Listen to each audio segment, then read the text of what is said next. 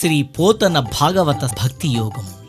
గానం అభినవ పోతన, ఆంధ్ర భాగవత శుకయోగి, బ్రహ్మశ్రీ వేదమూర్తులైన కరణె కృష్ణమూర్తి భాగవతార్ గారు. వినండి, తరించండి.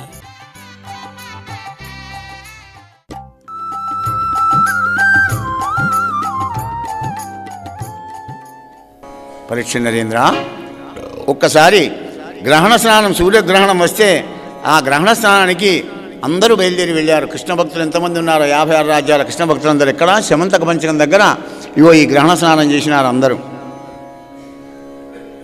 మరి అటువంటి ఒక్క సమయం లోపల గోపికలు కూడా వచ్చారు, కానీ వాళ్ళు ఏకాంతంలో ఉంటారు ఎప్పుడు కూడా. వాళ్ళు 10 మందిలోకి రారు. వివిక్త దేశ సేవిత్వం అరచరి జన సంసది, ఏకాంతంలో ఉంటారు, 10 మందిలోకి రారు వాళ్ళు. ఎందుకంటే భక్తి రహస్యమైనటువంటిదండి. హేమం పరమం గుష్యం అంటాడు పరమాత్మ. ఆ గుష్యాన్ని బయట పెట్టుకోకూడదు ఎప్పుడు కూడా. బయట పడ్డదంటే ఏవో మేకలు వచ్చి వేసుకుపోతాయి. బయట పడకూడదు, అందరిలాగానే ఉండాలి. అంతరంగం లోపల ఆ పరమాత్మ యొక్క ధ్యానం, ప్రేమ, భక్తి అన్నీ ఉండాలట. ఈ గోపికలు అందరినీ యోగక్షేమాలు అడిగినాడు పరమాత్ముడు. ఈ గోపికల దగ్గరికే వచ్చాడు. అంగనలారా, మీ తపస్సు ఫలించింది, మీకు ఏం కావాలో కోరుకోమన్నాడు. అప్పుడు వాళ్ళు దేహభావాన్ని విడిచి ఆ గోపికలు కృష్ణ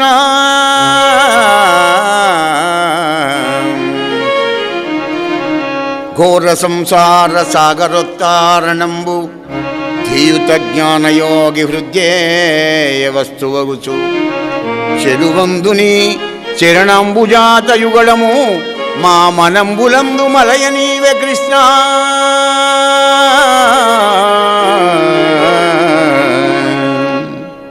జ్ఞానాన్ని ప్రసాదించే, భక్తిని, వైరాగ్యాన్ని ప్రసాదించే, సంసార తాపాన్ని దూరం చేసేటువంటి నీ దివ్యమైన కోమలమైన నీ పాదాలను ఎప్పుడు మా హృదయంలో ఉంచు మాధవా, మాకేది వద్దు అన్నారు. భక్తికి అదే అన్నమాట. ధర్మరాజు వచ్చాడు. ధర్మరాజు యోగక్షేమాలన్నీ కూడా అడిగినాడు. నీ కృప కలిగిన వాళ్లకు క్షేమమే ఉంటుంది కదా కృష్ణయ్య అన్నాడు. గ్రహణ స్నానం, పట్టుడు స్నానం, విడుపు స్నానం, అనేకమైనటువంటి మళ్ళీ 2 స్నానాలు చేసి వెళ్ళి వచ్చినారు రామకృష్ణుడు. ఆ కృష్ణ భక్తులందరూ కూడా కలిసి, పరీక్ష మహారాజా, గ్రహణం రోజు స్నానం చేయాలా వద్దా? తప్పకుండా చేయాలని చెప్తున్నాడు కృష్ణ పరమాత్మ. ఇక భౌతికవాదం ఎలా ఉన్నా కానీ మనకు భాగవత ప్రమాణం. భాగవతం భగవంతుడిని నమ్మినవాడు, ధర్మాన్ని నమ్మినవాడు, దైవాన్ని నమ్మినవాడు తప్పకుండా ఆచరించి గ్రహణ స్నానం చేసి శరీర ఆరోగ్యాన్ని కాపాడుకుంటాడు. ఈ వేదాంతం, ఆధ్యాత్మిక జీవన విధానం అంతా కూడా ఆరోగ్య సూత్రాలపైనే ఆధారపడి ఉంటుందన్నమాట. వేదాంతం వేరే, మన జీవిత రాద్ధాంతం వేరే అని అనుకోకండి ఎప్పుడు కూడా. అధ్యాత్మ జ్ఞానం లోపల సైన్స్ లేకపోలేదు, కానీ సైన్స్లో అధ్యాత్మ జ్ఞానం లేదు. సైన్స్ అంటే శాస్త్రం. భాగవత శాస్త్రాన్ని మించిన శాస్త్రం లేదుగా. జై శ్రీకృష్ణ. అయ్యా, ఒక్కనాడు ద్వారకా నగరానికి నారదాది బ్రహ్మర్షులందరూ కూడా వచ్చినారు. వచ్చి కృష్ణ పరమాత్మకు నమస్కారం చేయగానే అక్కడి వసుదేవుడు కూడా వచ్చాడు. అయ్యా, నేను 18 మంది భార్యలను పెట్టుకొని సంసార సాగరంలో కొట్టుమిట్టాడుతున్నా, మరి నేను మోక్షానికి పోవాలంటే ఏం చేయాలో చెప్పండి అన్నాడు వసుదేవుడు. పితృణాలు తీర్చుకుంది ఎవడికి కూడా మోక్షం కలగదయ్యా. కృష్ణ పరమాత్మని బలరాముని అన్నావు, మరి చక్కటి పితృణాన్ని తీర్చుకున్నావు, స్వాధ్యాయనం చేస్తున్నావు, ఋషుల రుణాన్ని తీర్చుకున్నావు. ఓకే, యజ్ఞం చేయవయ్యా, దేవతల రుణం కూడా తీరిపోతుంది, నీకు మోక్షం సిద్ధిస్తుంది వసుదేవ అంటే, అయ్యా దానికి మీరే ముహూర్తం పెట్టుండే అని వాళ్ళ చేత ముహూర్తం పెట్టుకొని 18 మంది భార్యలను కూర్చొని పెట్టుకొని యజ్ఞం చేసి హాయిగా మరి ఆ కృతకృత్యుడైన ఆడు వసుదేవుడు. పరీక్ష నరేంద్ర, ఒక్కనాడు దేవకీదేవి రామకృష్ణుని పిలిచింది. రామ రామ అప్రమే ఆత్మన్ కృష్ణ యోగేశ్వరేశ్వర వేదాహం వాం విశ్వసృజామి ఈశ్వరావాది పురుష. జగదీశ్వరుడైనటువంటి రామా, కృష్ణ ఇలా రండి నాయన అనగానే, అమ్మా ఏమిటి సంగతి అని అడిగాడు. చూడండి బాబు, మీకంటే మొదలు పుట్టి కంసుని చేతిలో కనీసం ఆ పిల్లవాళ్ళను కనులతోనే చూడలేదు, వాళ్ళకు నా స్తన్యపానం కూడా ఇవ్వలేదు కొడుకులారా. కనుక మీరు సర్వనియంతలు కనుక నా అప్పటి ఆ షడ్గరువులు 6 కుమారులు ఎక్కడ ఉన్నారో గవళ్ళని తీసుకువచ్చి నాకు అప్పయ్యప్ప కొడుకాను సాందీపని మహాముని గురుపుత్రుని కూడా తెచ్చిచ్చావట కదా అని అడిగింది. అమ్మా ఎందుకు ప్రశ్నలాడుతున్నావు, ఆజ్ఞాపించు నాకు అన్నాడు కృష్ణ పరమాత్మ. అని బయలుదేరి వెళ్ళాడు. ఎక్కడ ఉన్నారు? సుతలంలో ఉన్నారు, బలిచక్రవర్తి దగ్గర. సప్త సముద్రాలు దాటి వెళ్ళాడు అమెరికా. సప్త సముద్రాలు ఆవల బలిచక్రవర్తి దగ్గర ఉన్నారు ఆ షడ్గరుపులు 6. కృష్ణుని చూడగానే ఇదివరకే వామనమూర్తి రూపంలో ఉన్నాడు గేట్ కీపర్ అయి గోర్ఖా, ఇప్పుడు మళ్ళీ కృష్ణ రూపంలో అయినాడు.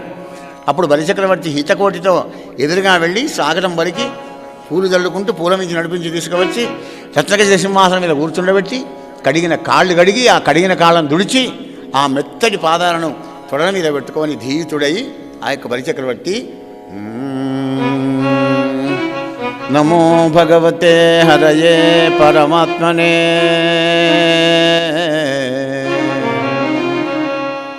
ముకుందాయ సమస్త భక్తవరదాయ నమ పురుషోత్తమాయ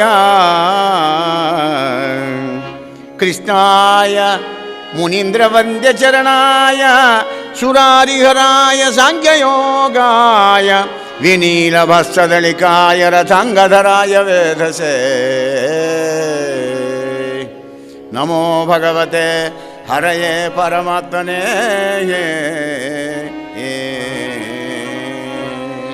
కృష్ణ. రజగుణ తమోగుణం కలిగిన మాలాంటి రక్కసులు నీ దర్శన భాగ్యం దొరకదు కదా పరంధామా, అటువంటి నాకు దర్శనం ఇచ్చి నా జన్మను ధన్యం చేశావన్నాడు బలిచక్రవర్తి. దేవా దేవా కృష్ణ, ఏ నరుండైననేమి శ్రద్ధాగరిష్ట చిత్తుండై నిన్ను సేవించును అట్టి మహాత్ముండు విధిచోయితంపైన ప్రమాణం వలన విముక్తుండై వర్తించు కదా వాసుదేవా అని బలిచక్రవర్తి తన ధన్యుడైనట్టుగా భావిస్తూ కృష్ణునితోని మరీ ఇలా అన్నాడు. కంటి కంటి భవాబ్ది దాటగా కంటి ముక్తి నిదానమున్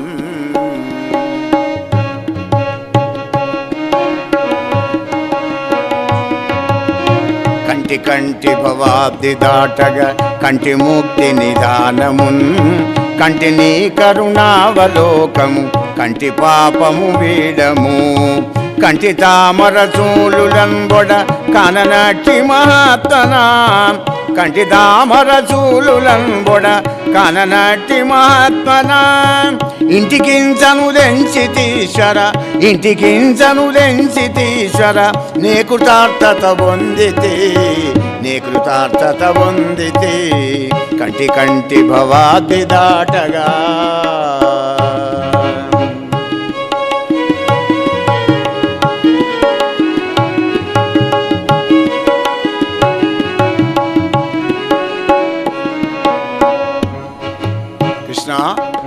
శ్రీకృష్ణ, ఈనాడు నా జన్మం ధన్యమైపోయింది. ఏం కావాలని దాసుని చెప్పనంటే, దానవా మున్ను బ్రహ్మశాపంతో మరీచుకు పుట్టిన 6 షడ్గర్భులను బ్రహ్మశాపం పెడితే హిరణ్యకశిపుని కడుపులో పుట్టి మరణించారు. అప్పుడు వాళ్ళ 6 దేవకీ గర్భంలో పుట్టారు కనుక 6 పిల్లవాళ్ళను పుట్టు గుడ్లను తీసుకువచ్చిమ్మంటే అప్పుడే పుట్టిన పిల్లవాళ్ళని తీసుకువచ్చి ఇచ్చేవాడు బలి చక్రవర్తి. అప్పుడు తీసుకువచ్చి దేవకీదేవికి ఇస్తే ఆ మాతృహృదయం పరవశించిపోయి చనుబానిచ్చిందయ్యా పరీక్ష నరేంద్ర. వాళ్ళకు కూడా శాప విమోచమైంది. చచ్చిన బాలుడన్ గ్రమ్మరదెచ్చుడం కడు చిత్రమనుసు దేవకి మదిలో అచ్చరువడి అంతయు అచ్చపు శ్రీహరి మాయగాకయనిదలంచ నరేంద్ర. చచ్చిన వాళ్ళని తీసుకువచ్చుడు ఏంది? సాక్షాత్ పరబ్రహ్మ స్వరూపుడే నా కొడుకు. నా కొడుకు కాదు, శ్రీహరి కృష్ణ పరమాత్మ. మహారాజా, కృష్ణలీల ఆ విధంగా వినిపించి మరొక లీల చెప్తున్నానయ్యా రాజా విను. మిథిలానగరంలో ఒక బ్రాహ్మడు, ఒక రాజు, శబళాశ్వుడనే రాజు, శృతశ్రవుడనే బ్రాహ్మడు, ఇద్దరు కూడా కృష్ణ భక్తులే. ఒక 10 మంది బ్రహ్మఋషులను తీసుకొని కృష్ణ పరమాత్మ పోయినాడు వాళ్ళ ఇంటికి. ఒకేసారి ఇటు అటు పొంగనిన తుంగచాప వేసి ఇత్తడి పళ్ళెంలో కూడా కాళ్ళు కడిగి ఈయన భక్తి కొద్ది ఈయన చేస్తున్నాడు. అక్కడ నవరత్న ఖచ్చితమైన సింహాసనం పెట్టాడు. రాజు కదా, ఐశ్వర్యవంతుడు. ఐశ్వర్యం ఉండి కూడా భగవంతునికి ఎవడైతే తక్కువ చేస్తాడో వాడు మళ్ళీ ఎక్కడ వేసిన అక్కడ అంటే 102వ పాము ఎంగుతుంది, మళ్ళీ మొదటికి వస్తాడు. అనంత హస్తాలతో ఆ పరమాత్ముడు ఇస్తున్నప్పుడు ఆ పరమాత్మనికి వినియోగం చేయనటువంటి నీ ధనం ఎందుకురా వెధవా అంటాడు పరమాత్మ. నేను ఎందుకు ఇచ్చా నీకు? దానం, ధర్మం, పరోపకారం ఇటువంటివి చేసి మళ్ళీ వచ్చే జన్మలో మళ్ళీ ధనవంతుడై పుట్టి మళ్ళీ దాన ధర్మాలు చేసుకుంటూ హాయిగా ఉండరా, నేను ఇస్తే అంతా నీ దగ్గరనే పెట్టుకొని ఉంచుకొని నా కొడుకు, నా మనమడికి, నా ముని మనమడికి, నా తాత ఇంకో మనమడికి అని ఉంచుకుంటావేరా అని పరమాత్ముడు గొప్పడతాడు. అంతే భగవంతుని వినియోగం చేశాడు అక్కడ రాజు. ఈయన అప్పుడు అన్నాడు కదా, నాయనలారా నేను మీరు ఎప్పుడు పిలిస్తే అప్పుడే వస్తా, కానీ ఇగో ఈ దుష్ప్రాపులైన బ్రాహ్మణోత్వంలో బ్రహ్మజ్ఞానులు రారు, వీళ్ళని పూజ చేయమని చెప్పినాడు. ఎందుకంటే వీళ్ళ మీద నాకున్నంత ప్రేమ, వీళ్ళు సంతోషపడితే నాకు ఆనందం, కానీ నన్ను మీరు ఎన్ని చేసినా కానీ నాకేం సంతోషం కలగదన్నాడు. ఎందుకంటే నామది విప్రులపై గల ప్రేమము, నామది విప్రులపై గల ప్రేమము, నా తనువునందు వెచ్చని కదనం భూమి సురులర్హులు, నీవి మునులను పూజ చేయుమా యుద్ధ చరిత్ర.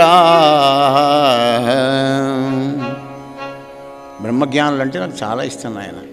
వాళ్ళు సంతోషపడితే నేను అమితానందపడతా, నాకు చేస్తే నాకు ఆనందం కలగదు. నన్ను నమ్ముకొని జీవించే బీద బ్రాహ్మణి కష్టాన్ని ఎవడైతే దూరం చేస్తాడో వాణ్ణి నేను కోటీశ్వరునిగా చేస్తానని ప్రమాణం చేస్తాడు కృష్ణ పరమాత్మ. అంత బ్రాహ్మణ ప్రియుడు ఆ పరమాత్ముడు.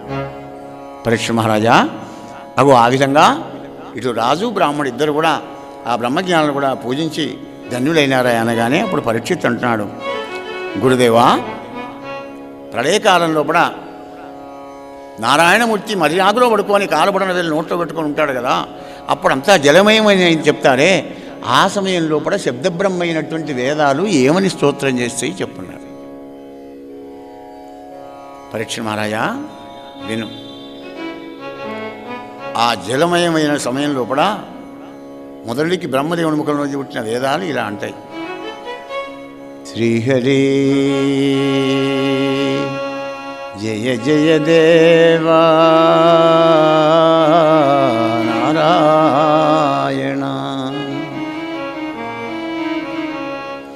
భరిత నిరాగ తత్తుడగు పంధుడు శీతలవారి గృంకి, దుష్కరమగు తాపముందరగు కైవడి సంసరణోగ్రతాపముందరవున బాయుచుందురు నిన్ను భజించు మహాత్మకుల్, జరామరణ మనోగుణంబుల క్రమంబుగా పాయుట ఏమి చెప్పెడి కృష్ణ.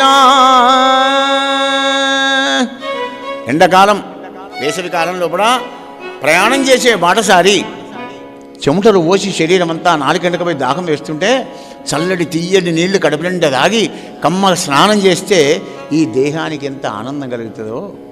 సంసారం అనే అరణ్యం లోపల కష్టాలనే ఎండగొట్టినప్పుడు ఆత్మజీవుడు క్షోభించేటప్పుడు నీ నామం అగో చల్లటి నీళ్ళలాగా ఆనందాన్ని కలిగిస్తుందయ్యా అంటవాట వేదాలు. జయ శ్రీకృష్ణ. ఇంకా వేదాలు అంటే కదా, కొందరు ఈ శరీరములు అకుంఠిత భక్తి భవద్వశంబులై చెందగా నీ పదవ్యములు చేరి భజింపుచు తత్సుఖాత్ములయుందురు, కొందరి తనువులోలి ధరించి భవత్పదాబ్జములు పొందుగ గొల్వలేక ఇలా పుట్టుచు చచ్చుచుందురవ్యయా. రెండే మార్గాలు. కొందరేమో తన్ను మన్ను ధనులు నీకు సమర్పణ చేసి నిశ్చింతగా ఉంటారు హాయిగా, కొందరేమో ఈ శరీరమే శాశ్వతం అనుకొని దీన్నే ప్రేమించుకుంటూ దీనికోసమే కనబడేదంతా శాశ్వతం అనుకొని పుట్టుకుంటూ చచ్చుకుంటూ భూత్వా భూత్వా ప్రళీయతే అలాగే ఉంటారు స్వామి అంటే అట ఆ వేదాలన్నీ కూడా. హే పురుషోత్తమా శ్రీమన్నారాయణ అరవిందాక్ష, ఓ అరవిందాక్ష, గురుపద పంకజాతములు గొల్వని వారలు,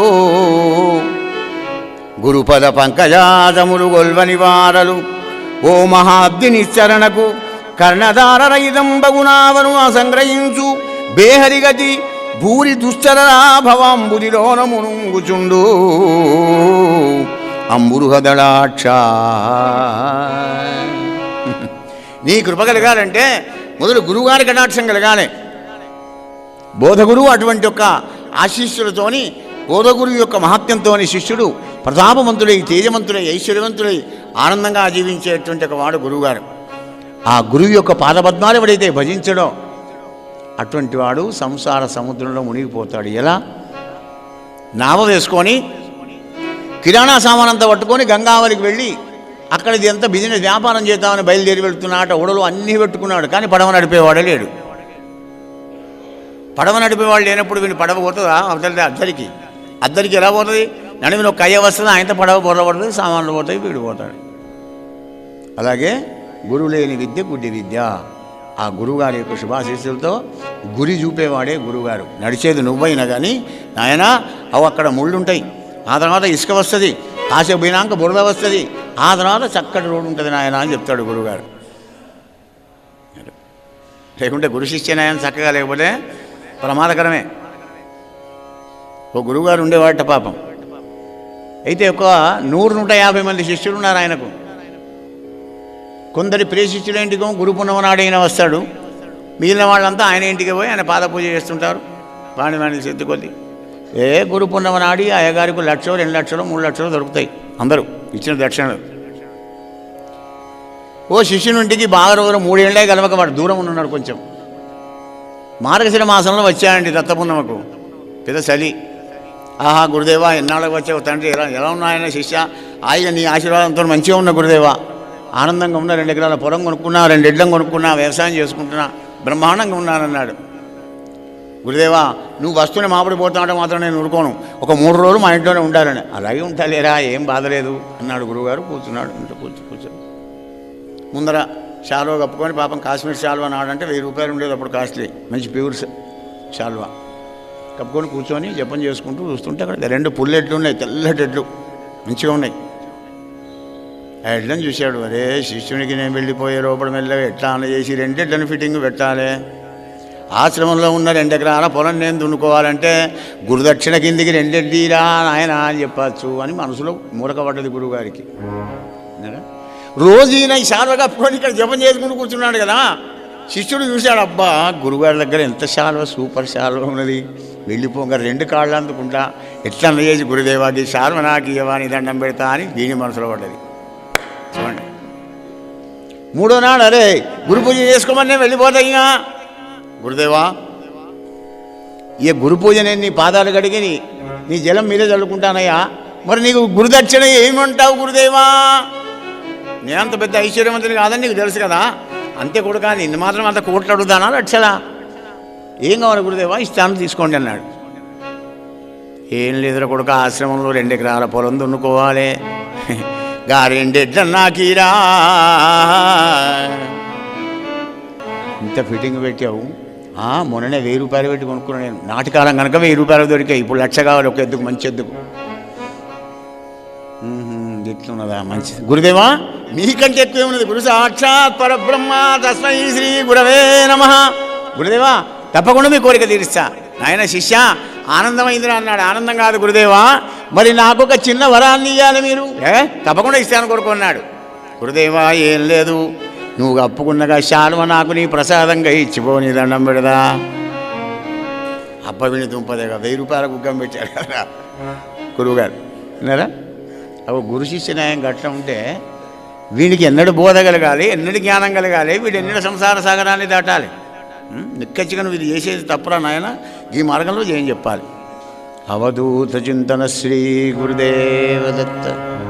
పరీక్ష నరేంద్ర, ఈ విధంగా గురు పంకజ పాద పంకజాలు ఎవరైతే కొలుస్తుంటాడో వాడి సంసార సముద్రాన్ని దాటుతాడయ్యా పరీక్ష నరేంద్ర అని చెప్పగానే అప్పుడు పరీక్షిత్ అడుగుతున్నాడు, హే శుకదేవా, ఈ బ్రహ్మ విష్ణు మహేశ్వరుల లోపల శంకరుని బ్రహ్మను ఆరాధించిన వాళ్ళు అష్టైశ్వర్యాలు అనుభవించుకుని భోగ జీవితం గడుపుతారు, మరి కృష్ణ పరమాత్ముని ధ్యానించే వాళ్ళంతా అష్ట కష్టాలు పడుతుంటారు ఎందుకయ్యా అని అడిగాడు.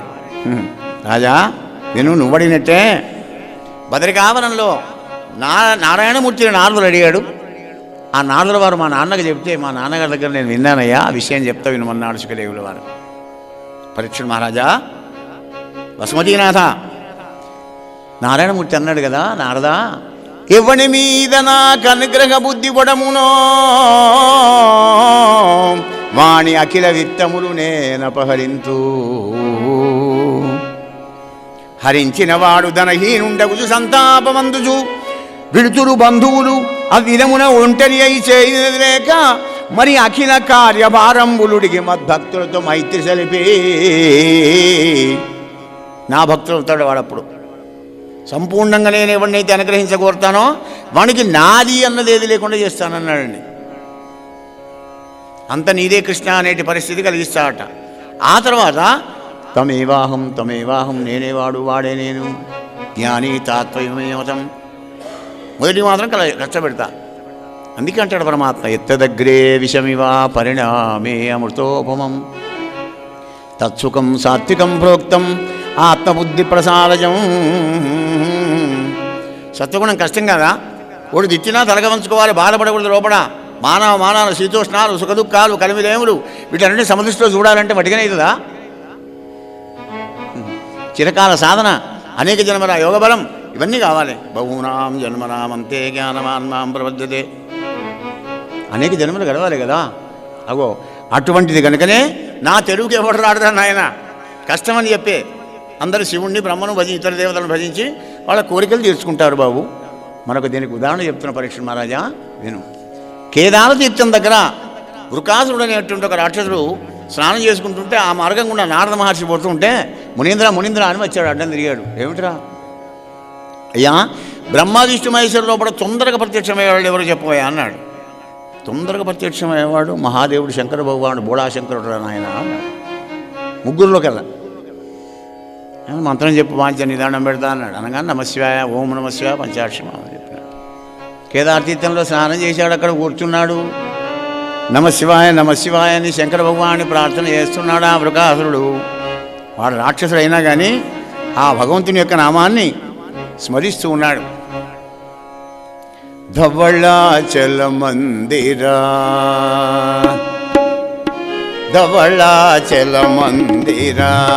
గౌరీ మనోహరా ధవళాచల మందిరా గౌరీ మనోహరా ధవళాచల మందిరా దరి జరి వర మొసగి దయ చూడజాగేలా దరి జరి వర మొసగి దయ చూపజాగేలా ధవళాచల మందిరా గౌరీ మనోహరా ధవళాచల మందిరా.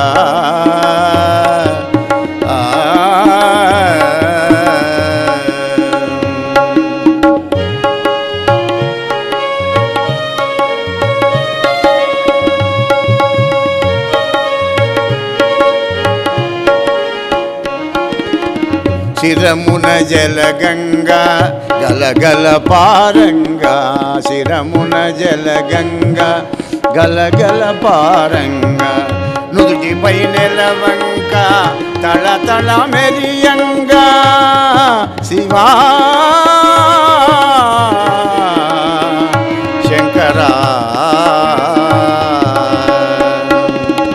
శిరమున జలగంగా గలగల పారంగా నుదుటిపై నెలవంక తళతళ మెరియంగా పాలభాగములోన కాలాగ్ని చిటపటలు పాలభాగములోన కాలాగ్ని చిటపటలు రుద్రాక్షహారాలు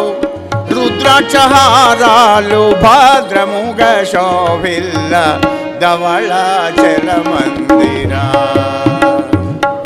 గౌరీ మనోహరా ధవళాచల మందిరా.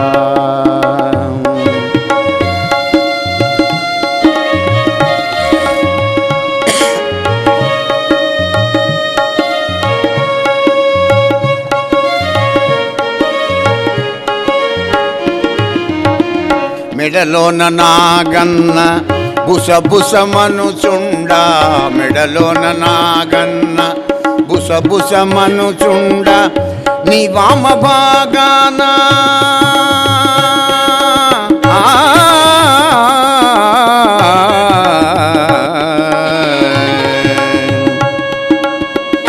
నీ వామ భాగాన గౌరమ్మ గుసగుసలు నీ వామ భాగాన గౌరమ్మ గుసగుసలు రెండు చేతులకహో మొండి పాములు జూటి రెండు చేతులకహో మొండి పాములు జూటి కరిచర్మంబరధారి గిరిపైన కొలువైన కరిచర్మంబరధారి గిరిపైన కొలువైన ధవళాచల మందిరా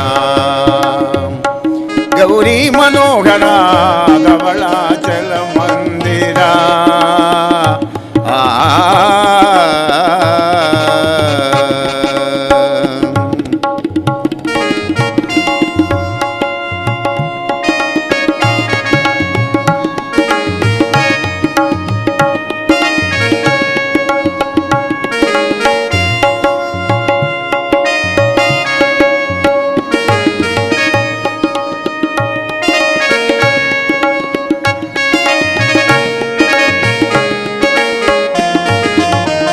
ముందు నిలిచి నంది భృంగీషు నాట్యాలు,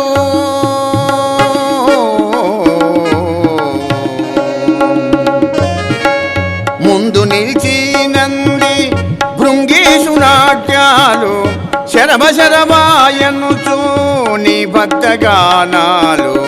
శరభ శరభా శరభ శరభా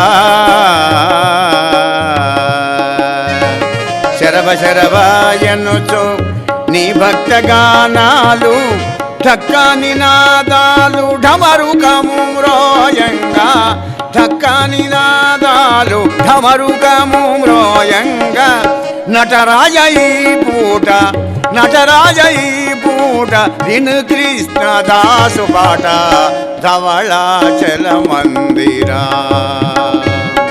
గౌరీ మనోహరా ధవళాచల మందిరా.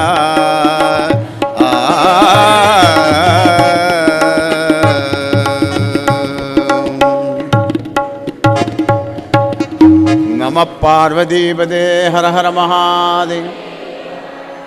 ప్రసన్నం కాలే శివుడు. అంత తొందరగా అవుతాడా? 3 లోపల తొందరగా అవుతాడని చెప్పాడు. 3 నెలలు చేశాడు, 6 నెలలు, 8 నెలలు రాలే.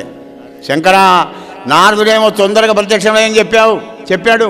మరి నువ్వేమో ఇంకా ప్రత్యక్షం కాలేదు. స్వామి అగ్నిహోత్రం ప్రజ్వలింపజేసి రేపుగా ఇంత మాంసం కోసి శివాయ స్వాహ అంటున్నాడు. అయినా 3-4 నెలలు ప్రసన్నం కాలేదు పరమశివుడు. శంకరా, ఇక నా కోపిక నశించిందయ్యా. నారదుడు మాట అబద్ధంలో నాకు ఎరికే. ఇక నా తలకాయ నరుకుతా అని కత్తి ఇక్కడ పెట్టాడండి. ఇక్కడ పెట్టంగానే ప్రసన్నమైనాడు ఇందుమగుడు. భక్త, ఏం కావాలి కోరుకోమన్నాడు. వందనం వాచరించి హే ఇందుమకుడా పాలలోచన వరదా. శంకరా, మత్పాణితలంబు నేనెవ్వని తల మీద ఇడిన వాణి మస్తకము 100 వ్రయ్యలై మడియ నీవే. శంకరా, నేనెవ్వని నెత్తిన చేయబడితే వాణి శిరస్సు వెయ్యి అక్కడికి వినపడాలి. ఇచ్చపోర నాయన, ఎక్కడి పోతే నీదినే పెట్టి చూస్తా వాడు. ఊరి పీడ పాడగాను. ముందర శివయ్య, వెనకాల ప్రకాశుడు, ఏర్లు కొండలు అరణ్యం పట్టుకొని ముందర శంకరభూమాడు పోతున్నాడు. బోళాతనానికి ఎంత ప్రమాదకరమో చూశారా? సరే, ఎంత కష్టమండి. బోళగా ఉంటే అందరు గలయ చేస్తారు. పాపం విషయం ఆయనకే ఇచ్చారు, తాగాడు. అలారం తాగుతాడు, తాగాడు. భక్తులందరూ కొంచెం స్తోత్రం చేయంగానే ఉబ్బులింగడు. అప్పుడే వరాలు ఇస్తాడు. ఆ వరాలు గోపి ఈయనకు ఎంత ఘోష వచ్చిందో. ముందర శివయ్య ఉరుకుతున్నాడు, వెనకాల బృకాసుడు ఉరుకుతున్నాడు. అలా పోయారు. భక్త పాలనకళా సంరంభకుడైన శ్రీహరి, లోక రక్షాకరంభకుడైన నారాయణమూర్తి బ్రహ్మచారి వేషంతో వచ్చాడు. శివుడు పోయి అలా చెడుస్తాడు, దాక్కున్నాడు. ఈ మధ్యలో ఈ రాక్షసుని ముందరికి, దానవుని ముందరికి వచ్చాడు. చిన్న బాలకృష్ణుని రూపంలో కూడా బాల బ్రహ్మచారిగా. ఓహో దానవా, ఏమిటి ఆ దమ్మేంది, ఆ చెమటలేమిటి, ఎక్కడికి ఆ పరువు అంటే కథంతో చెప్పాడు. ఓహో, అయితే ఇప్పుడు ఆయన ఎత్తిన నువ్వు చేయబెట్టాలి. అవునయ్యా పిల్లగా, నేను చూస్తే గమ్మత్ అనిపిస్తుంది, నీకేంది అందరికీ అనిపిస్తుంది. కానీ అయితే నీకు సంగతి ఎరికేనా? ఏంది పిల్లగా? ఏం లేదు, నేను నా మీద నమ్మకమేనా నీకు? ఆ నమ్మకమే. చూడు, దక్షయజ్ఞమైనప్పటి నుంచి ఆయనకు కొంచెం, మరి నీకు తొందరగా దొరకాలంటే ఒక చెరువు ఉన్నది అక్కడ, కాసారం. అప్పుడు డింగిన విష్ణుమాయ చెరువు తయారైంది. ఆ చెరువులోకి పోయి స్నానం చేసావంటే నిమిషంలో దొరుకుతాను. నేను ఇక్కడనే ఉంటా కావాలంటే చూడు. నిజంగానా? అరే నిజంగా నేనయ్యా, చూడు, ప్రయత్నం చేయి, తప్పకుండా దొరుకుతాను నీకు అన్నాడు. ఇంకేం విష్ణుమాయ, హిప్నటిజం చేయగానే పోయినాడు. ఆ చెరువులోకి పోయినాడు, స్నానం చేసాడు, వాడిని ఎత్తిన వాడే పెట్టుకున్నాడు. అక్కడికి వాడి పనికి నిజంగా శివయ్య వచ్చాడు. శంకర, ఎందుకయ్యా ఈ పాములకు పాలు పోస్తావు? శ్రీహరి, ఏం చేయమంటావు చెప్పు. వాడు తలకాయ కత్తిని తీసి తలకాయ దగ్గర పెట్టేది, మెడ దగ్గర పెట్టేలాగానే మాట్లాడలే. మరి వాడు చస్తే మళ్ళీ మీరే అంటారు కదా, భక్త పాలన కనుడవు కదా శంకర, బోడా శంకర, ఇటువంటి పని ఎందుకు చేస్తున్నావయ్యా అని మళ్ళీ మీరే అంటారు కదా, అందుకోసమే నేను పోయినాను అన్నాడు. ఆ విధంగా శంకర భగవాన్ని ప్రమాదాన్ని తప్పించినాడు కృష్ణ పరమాత్ముడు, విష్ణుమూర్తి లోకరక్షైకారంభకుడు కనుక పరమాత్ముడు ఆ విధంగా శంకర భగవాన్ని రక్షించినాడయ్యా రాజా. అగో అలా ఉంటుంది శివభక్తుల కథ. మహారాజా, మరొక విష్ణులీల చెప్తున్నాను విను. పుణ్యనదీ తీరమైన సరస్వతి నదీ తీరం లోపల స్మార్తులు, వైష్ణవులు, శైవులు ముగ్గురు కలిసి ఒక పెద్ద యజ్ఞం చేయాలి అనే తలంపులు ఉన్నారట. ఉంటే వాళ్ళలో వాళ్ళకు చర్చ వచ్చింది, అయ్యా మనం ఎవరిని గురించి చేస్తే అందరికీ చేసింది అవుతుంది. స్మార్తులు చేసి మేము చేస్తామంటే కొట్లాడడం బాగుండదు, జ్ఞానవంతులం కనుక అంటే ఏం లేదు, మహాప్రాజ్ఞుడైన భృగు మహర్షి ఉన్నాడు కదా, ఈ భృగు మహర్షిని తోలిస్తాం, ఆయనే అన్నీ మనకు తెలుసుకొని వస్తాడు అంటే మంచిదని భృగు మహర్షిని పరీక్ష కోసం పంపిస్తే నేరుగా బ్రహ్మలోకం పోయినాడు గంభీరంగా. హే బ్రహ్మదేవా, క్షేమమే కదా. దుర్మార్గుడు నమస్కారం లేదు, వినయం లేదు, గౌరవం లేదు. ఆయన కోపానికి వచ్చి ఏమిరా ఏమంటావులా, పద్మసంభవ, రజోగుణంతో నేనే సృష్టికర్తనే అహంకారం ఉన్నది కనుక నిన్ను పూజించడం కూడా అది అర్థమే అనుకున్నాడు. అక్కడి బయలుదేరి కైలాసం బయలుదేరి వెళ్ళాడు. ఎప్పుడు పోయినా శంకర, మృత్యుంజయ, పాపనాశ, భవ, శివ, నమో నమః అనుకుంటూ పోయే భృగు మహర్షి, శంకర గౌరీదేవితో హాయిగా ఉన్నావా అని అన్నాడు. పోయి దుర్మార్గుడా అని త్రిశూలం తీశాడు ఆయన. శంకర, నువ్వు కూడా శుద్ధ సత్వగుణంలో కలిసేటువంటి వాడివే, నువ్వు తమో గుణభవంతుడు అని పోయి వైకుంఠం వెళ్ళాడు. వైకుంఠంలో లక్ష్మీదేవితో సరసాలాడుతున్న విష్ణు పరమాత్మ దగ్గరికి వెళ్ళి చెప్పా పెట్టకుండా వక్షస్థలంలో ఒక్క తన్నుదన్నాడండి. తక్కువ లేచాడు. అగో అదే సమయంలోనే కదా లక్ష్మీదేవి కోపం వచ్చి శాపం పెట్టి భూలోకాన్ని తిరిగి వస్తుంది, ఇక బాపనేదంతే నువ్వు పడతావు అని. అది మొదటి కోపం కదా. భూలోకం వస్తే మరి ఈయన ఊరికి వచ్చి అప్పుడు శ్రీనివాసగా ఉండి అష్టకష్టాలు పడి మన కోసమని ఏడుకొండల వాడిగా అక్కడ నిలబడి విగ్రహంగా మారి ఏడుకొండల వెంకటరమణుడై మన కష్టాలని సంకటాలని కూడా తీరుస్తున్నాడు. ఏడుకొండల వెంకటరమణ గోవిందా గో. అయ్యా అలా తన్నగానే ఆమె లేచి వెళ్ళిపోయింది. ఈయన వెంటనే కిందికి వచ్చాడు. భృగు మహర్షిని కూర్చొని పెట్టాడు సింహాసనం మీద. మునీంద్రా,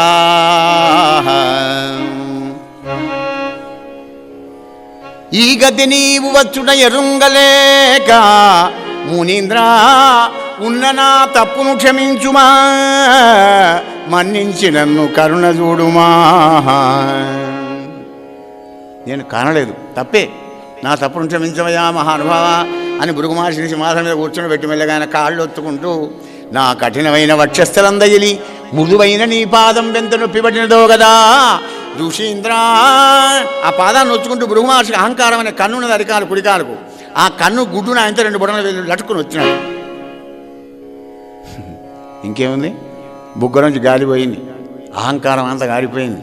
పీఠం నుంచి లేచినాడు భృగు మహర్షి. సాష్టాంగ దడప్రామ చేసినాడు విష్ణుదేవునికి. శ్రీహరి కన్నుల కండ కావరము గప్పమదంధుడనై జరించి నింతన్నిది, పాదకంబు తరదాల్చిది తన్నిన కాలు వట్టిదా, కన్ను నుంజిరిమి కర్వము చేసినాడవు. ఓ పన్నగశాయి, ఈ పరమ పాపికి నిష్కృతి లేదు కన్. మహాత్మా, శుద్ధ సత్వగుణమయుడమైనటువంటి ఒక నిన్ను గురించి ఏది చేసినా కానీ 3 మూర్తులకు బ్రహ్మ విష్ణు మహేశ్వరులకు ముడుతుందనే జ్ఞానాన్ని నేను తెలుసుకున్నాను. అహంకారంతో నేను తన్నాను, అయినా నా కాళ్ళు ఒత్తుకుంటున్న అహంకారం దూరం చేశావని అప్పుడు వచ్చి నా సరస్వతి నదీ తీరానికి వచ్చి విష్ణుమూర్తిని గురించే చేయండి. ఏకో విష్ణు పృథగ్భూతం, అన్ని భూతాల లోపల పరమాత్ముడే ఉన్నాడు, ఒక్కడే విష్ణుమూర్తి, ఏకో నారాయణ హరి చేయండి అన్నాడు పురస్కథం. నువ్వు ఎవరికొకళ్ళు చేసినా కానీ అందరికీ ముడుతుంది అది. అదే విజ్ఞానం. జ్ఞానం ఉంటే సరిపోదు, జ్ఞానానికి విజ్ఞానం కూడా ఉండాలి. జ్ఞాన విజ్ఞాన తృప్తాత్మా కుటస్థో విజితేంద్రియ యుక్త ఇత్యుచ్యతే యోగి సమలోష్టాశ్మకాంచన. సమభావం రావాలి. అప్పుడు ఈ దగ్గర ఉన్నది అది కనుక వచ్చి విష్ణుమూర్తి గురించి చెప్పే యజ్ఞం చేశారు ఆ బ్రహ్మర్షులు వాళ్ళందరూ కూడా. మహారాజా, గోపాలకృష్ణ భగవానికి. బలరామకృష్ణుడు పరిపాలించే కుశస్థలీపురంలో ఒక బ్రాహ్మడు ఉండేవాడు. ఆ బ్రాహ్మడికి పిల్లవాడు పుట్టంగానే మరణించేవాడు పాపం. పిల్లవాడు పుట్టంగానే మరణిస్తే కుశస్థలీపురంలో బలరాముడు పరిపాలించే రాజద్వారం దగ్గరికి వచ్చి పాపం రాజును వాళ్ళని తిట్టేవాడు అనమాట. రాజు ధర్మాత్ముడు ఏదంటే తండ్రి ముందర కొడుకు ఎవడన్నా మరణిస్తాడా, వీళ్ళంతా ధర్మాత్ములే, ధర్మాత్ములు అనుకున్నా నేను, నా కడుపు కానిపోయింది అని రాజులను వాళ్ళని దూషిస్తూ ఉన్నాడు పాపం. అట్లా 89 పిల్లవాడు వినారండి పాపం. ఆ 9వ పిల్లవాడప్పుడు అర్జునుడు వచ్చాడు అక్కడికి.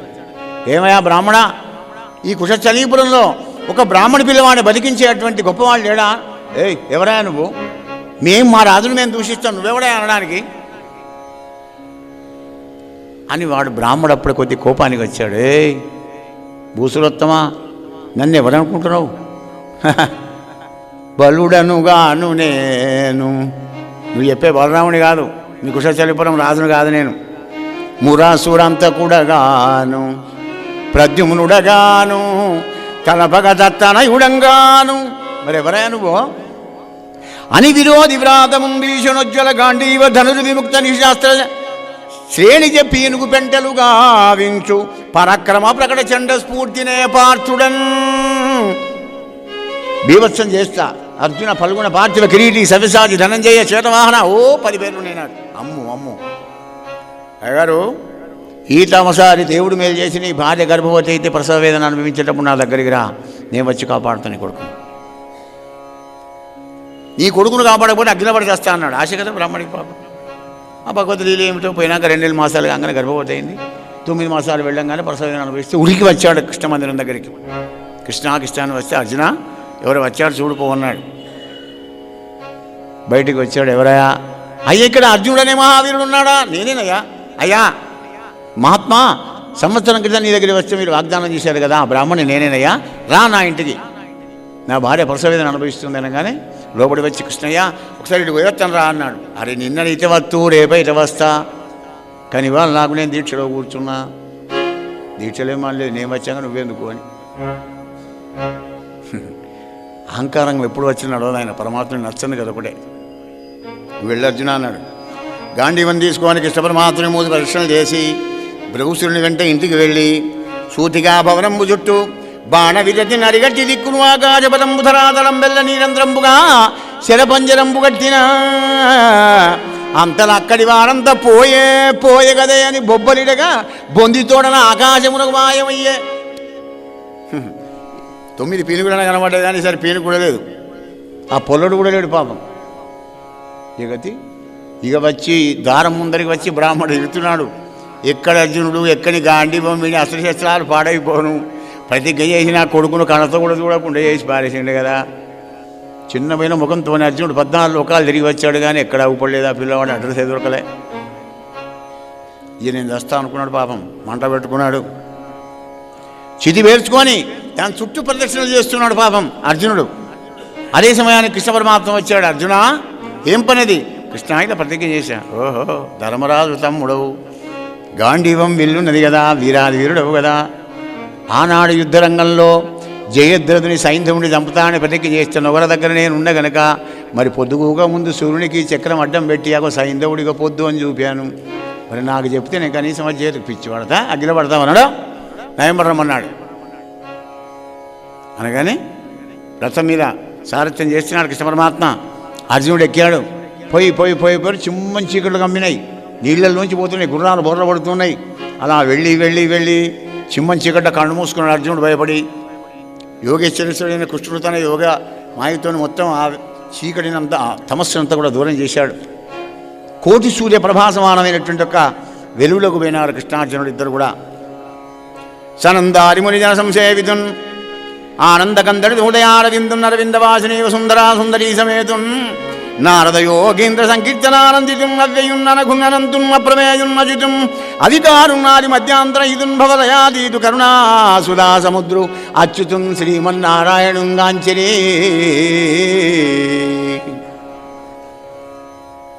ఆరి 64 కళలతో దేవిలేటువంటి ఒక ఆ పరమాత్మని పాదాల దగ్గర లక్ష్మీదేవి, బొడులో బంగారు పద్మం, పద్మంలో చతుర్ముఖ బ్రహ్మ, పరమ భాగవతోత్తముడు, బ్రహ్మఋషులు, రాజర్షులు, దేవఋషులు అందరూ అక్కడ ఉన్నారు. కృష్ణార్జునులు అక్కడ దిగారు, చేతులు జోడించారు. అనేక వక్తనయనం అనేకాద్భుత దర్శనం అనేక దివ్యాభరణం దివ్యానేకోద్యతాయుధం దివ్యమాల్యం వరదరం దివ్యగంధానులేపనం సర్వాశ్చర్యమయం దేవం అనంతం విశ్వతోముఖం. నాయనలారా, కృష్ణార్జునులారా రండి. ఇక్కడ ఉన్న భాగవతోత్తములందరూ కూడా మీ యొక్క దర్శనం కావాలని కోరుకున్నారు, మిమ్మల్ని చూడాలని కోరుకున్నారు కనుక కుశస్థలీపురంలో ఉన్న బ్రాహ్మణి కొడుకులను 10 మందిని తీసుకువచ్చి నా దగ్గర పెట్టాను. సత్యయుగంలో కూడా ధర్మ సంస్థాపన కొరకై నా తెల్ల వెంట్రుక నల్ల వెంట్రుకని భూలోకంలో వేస్తే నరనారాయణుడికి కవలపిల్లగా పుట్టారు, ధర్ముడికి మూర్తికి. ఆ మీరే పూరి యాదవ వంశంలో కృష్ణార్జునుడికి పుట్టారు. వీళ్ళందరికీ మిమ్మల్ని చూస్తామంటే తీసుకువచ్చానని చెప్పి ఆ 10 మంది పిల్లల్ని ఇచ్చారు. 10 మంది పిల్లల్ని తీసుకొని వచ్చి కృష్ణ పరమాత్మ వెంటనే ఆ బ్రాహ్మణికి ఇస్తే అప్పుడు ఆ బ్రాహ్మడు పాపం, కృష్ణయ్య నిన్ను అనరాని మాటలు, బలరాముని అనరాని మాటలు, అర్జునుడు అనరాని మాటలు అన్నానంటే నాయన నీ పరిస్థితులు ఎవడున్నా గలాగే అంటాడు బాబు, కడుపుగాలి ఉన్నావు కదా, నీ కొడుకులను తీసుకొని 10 మంది కొడుకులు ఇచ్చినాడు. పరీక్ష మహారాజా వారక కృష్ణుడిప్పగిది వారక కృష్ణుడిప్పగిది వైదిక వృత్తి గృహస్థ ధర్మమే పారకబూని ధర్మమున్ అర్థము కామమునందు చూపుజున్ కోరిక మీద సజ్జనులకు గతి చానయనంగ నొప్పి సంసారి గతిన్మెలంగే రూపసత్తమా లోక విడంబనార్థమై. లోకానికి ఆదర్శమైనటువంటి గృహస్థాశ్రమాన్ని చూపాలనే ఉద్దేశంతో ధర్మార్థాలను ప్రతి కోరికలో కూడా చూపుకుంటూ 16,180 భార్యలతోని ధర్మానికి విరుద్ధం కాకుండా రమించుకుంటూ ప్రతి భార్య కూడా 10 మంది కొడుకులంగాని 101 కురమై యాదవ కురమంతా విస్తరించిపోయిందయ్యా. కృష్ణుని యొక్క సంతానం చెప్పడం నా వల్ల కాదు కానీ పరీక్ష మహారాజా, కృష్ణుని సంతానానికి చదువు చెప్పిన గురువుల సంఖ్య చెప్తున్నాను వినవయ్యా. 3,88,100 మంది గురువులన్న తద్బాలకావళిని ఎన్న తరంవే శూలికైన తమ్మి చూలికైన నరేంద్ర. 3,88,100 మంది గురువులట ఆ పిల్లలకు, కృష్ణుని యొక్క సంతానానికి. మహారాజా 16,180 భార్యలు కూడా దాసీలు ఉన్నారని చెప్పి వాళ్ళతో పనులు చెప్పకుండా కృష్ణుడు రాగానే ఎదురుగా వెళ్ళి ఆయన కాళ్ళు కడిగి తుడిచి వాళ్ళ చేతులతో భోజనం పెట్టి ఆయన పడుకున్న తర్వాత ఆయన పాదసేవ చేసుకుంటూ వాళ్ళందరూ కూడా తరించిపోయినారయ్యా రాజా. ఈ విధంగా కృష్ణ పరమాత్ముడు ఆనందమైనటువంటి యొక్క ద్వారకానగరంలో కూడా షడ్గుణ ఐశ్వర్యవంతుడు యోగేశ్వరేశ్వరుడైన కృష్ణుడు ఆనందంగా ఉన్నాడయ్యా రాజా అని పరీక్షిత్ మహారాజుతో చెప్పి శుకదేవులు వారు అంటున్నారు. మనుజేంద్రోత్తమా మనుజేంద్రోత్తమా నేను నీకు జగన్మాంగల్యమయ్యప్ప చెప్పిన ఈ కృష్ణ కథా సుధారసము సంప్రీతాత్ములై భక్తింద్రోలిన పుణ్యాత్ములుగాంతురిందు సుఖముల్ నిర్ధూత సర్వాగులై అనయంబుంతురింగాంతురు అచ్యుత పదంబైనట్టి కైవల్యమున్. మనుజేంద్రోత్తమా ఏను నీకు త్రిజగన్మాంగల్యమయ్యొప్ప చెప్పిన ఈ కృష్ణ కథా సుధారసము సంప్రీతాత్ములై గురవరాలే ఆనంద బాష్పాలు గార్చుకుంటూ రోమాలు కుక్కరించి బహదానందపడుకుంటే ఎవడైతే కృష్ణ కథా సుధారసాన్ని గ్రోల్తాడో కర్ణేంద్రియాలతోని వాడిక్కడ సుఖపడి అక్కడ అచ్యుతుని యొక్క పదమైన పరమపదంలో కూడా దివ్యానందాన్ని పొందుతాడయ్యా రాజా అని దశమస్కందంలోని కృష్ణలీల సుధారసాన్ని కూడా వినిపించినాడు శుకదేవుల వారు.